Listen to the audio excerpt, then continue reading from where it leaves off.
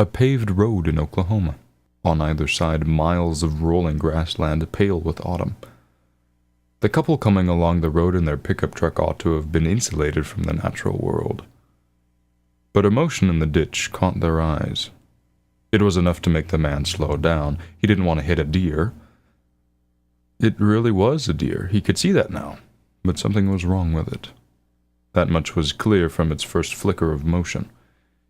It had a particular spastic quality that suggested a wounded spine or brain.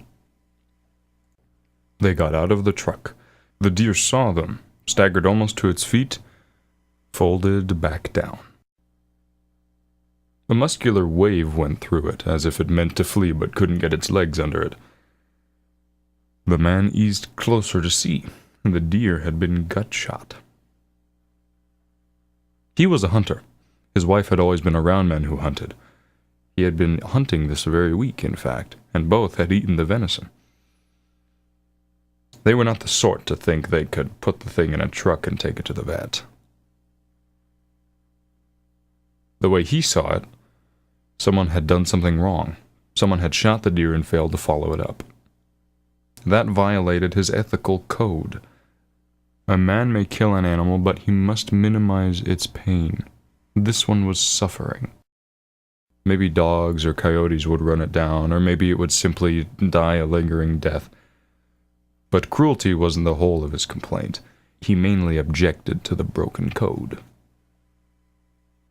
He wasn't particular about rules in general, but the rules of killing were something different.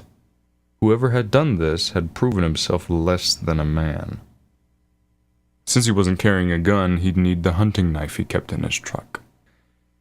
He wasn't used to slaughtering animals by hand. He had to psych himself up for it. He paced before the truck, working himself up until he was snorting like a bull. The deer might still be a danger to him, but he was past caring about that. His wife was back in the truck, out of harm's way. When he was at full pitch, he strode to the deer to seize its neck in the crook of his arm and plunge his knife into its heart. Here's what she saw. Her husband taking on an excitement familiar and, in this context, disturbing. She looked at the man she loved, ready to thrust his knife in, and she felt disgust. His touch electrified the deer. It stretched its neck and bounded out of reach. The man ran after it, and though its gait was crippled and clumsy, it left him behind. He ran into the grass. His arms pumping, his knife at the ready, the deer vanished. Gone to ground somewhere in that wide, treeless horizon. The man wandered, searching for it. The rush was gone. He felt weak. Even his eyesight seemed less acute than it had been a moment before. He heard a blast from the truck's horn, and then another and another. She was calling him back.